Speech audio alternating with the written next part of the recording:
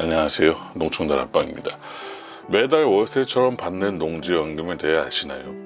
소유의 농지를 담보로 생활자금을 매일 연금처럼 지급하는 제도인데요.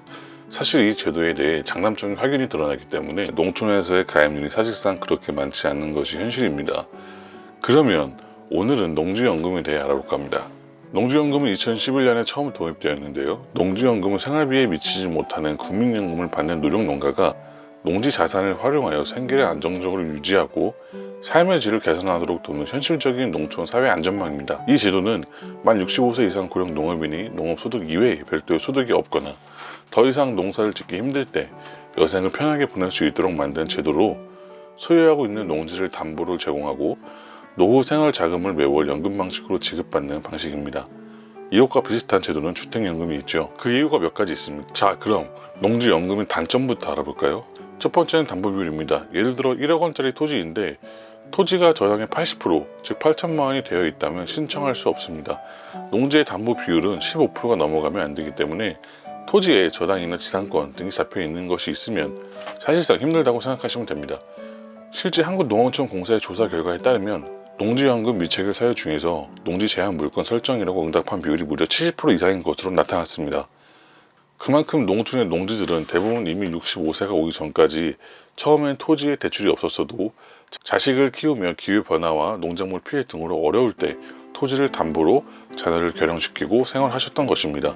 이러한 문제에 대해 한국농어촌공사가 토지 담보를 미리 상환하고 이를 연금 채무액을 반영하는 방식으로 전환할 수도 있는데 아직까지 그렇게 되고 있지는 않은 것 같습니다. 두 번째, 재산이 조금 있으면 우스갯소리로 주말마다 아들이나 딸 내외가 손자, 손녀를 데리고 잘 온다는 말이 있듯이 우리나라의 고유한 가족 제도로 인한 내가 이룬 것을 자식들에게 물려주길 원하는 부모와 그것을 받기 원하는 자녀들의 심리가 존재하는 것 같습니다. 그렇기 때문에 자녀들에게 농지를 담보로 매달 연금처럼 쓰다가 갈 것이니 나의 생활비는 걱정하지 말고 사겠다라고 이야기한다면 자녀들은 흔쾌히 그러시라고 하시는 분들도 계시겠지만 한편으로 상속을 받기 원하시는 자녀들과의 서운함은 없지 않은 것이 사실일 것입니다. 그런 자녀의 서운함을 부모들이 그것을 알기 때문에 농지연금에 가입하지 않고 그대로 자녀들에게 물려주는 성격이 강합니다.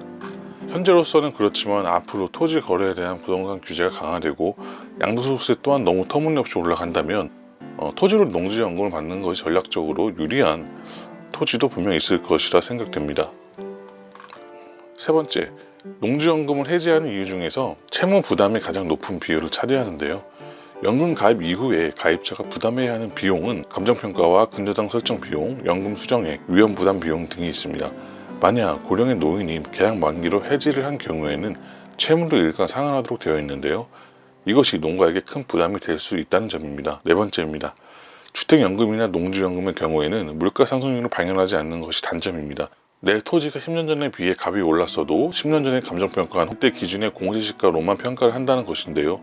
65세에 신청해서 이후 10년, 20년 동안 토지값이 더 오를지 연금을 받는 것이 이득일지는 계산해보지 않을 수 없을 것입니다.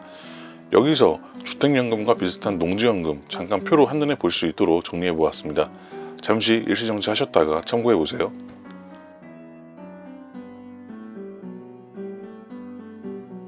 이제까지 농지연금 단점을 알아보았는데요. 이제 농지연금의 장점에 대해 소개해드리겠습니다. 분명 처음 이 제도를 만들 때는 이로운 영향을 전파하기 위해 만들었을 테니 그 부분을 중점적으로 소개해드리겠습니다.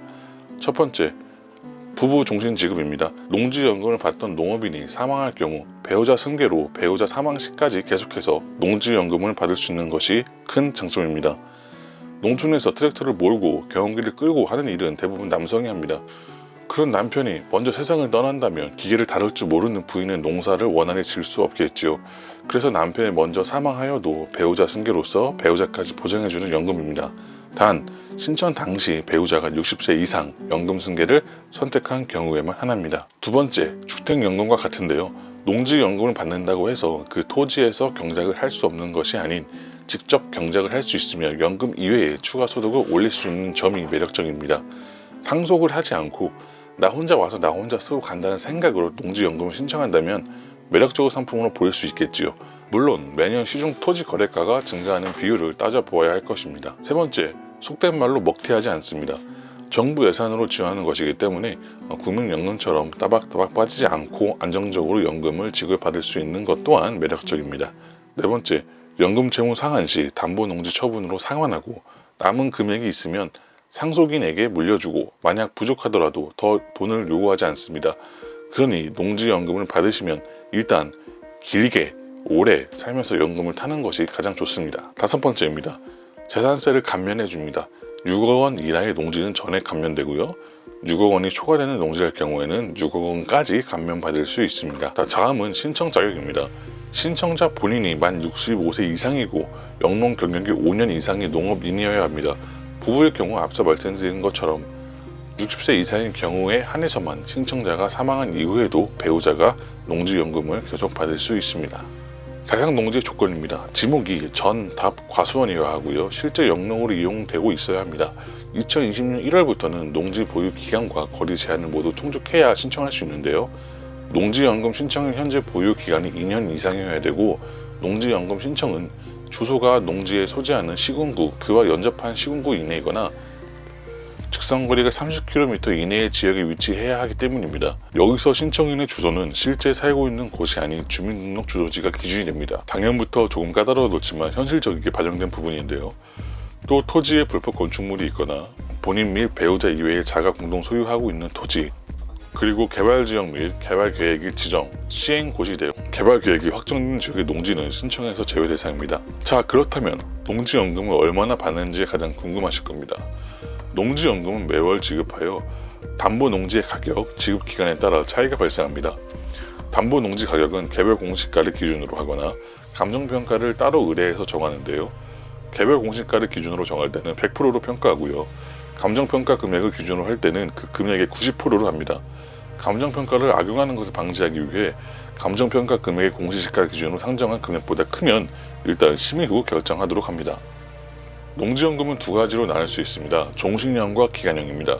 종식령은 말 그대로 생존하는 기간 동안 매월 지급받는 것인데요. 종식령에는 또 세부적인 분류가 있습니다. 매월 동일 금액을 수정하는 정액 종식령과 한 살이라도 젊을 때 더 쓰기를 원하시는 분들을 위한 전후 후박형, 그리고 담보 농지 가격이 30% 이내에서 일단 목돈을 만들고 싶으신 분들을 위한 일시 1인칭형이 있습니다. 본인의 상황에 알맞는 종식령을 선택하시면 됩니다. 기간형입니다. 기간형은 5년, 10년, 15년으로 정해진 기간 동안 매월 지급받는 것인데요. 지급 방식별 가입 가능한 연령 기준은 다음과 같습니다. 모든 나이는 만 기준입니다.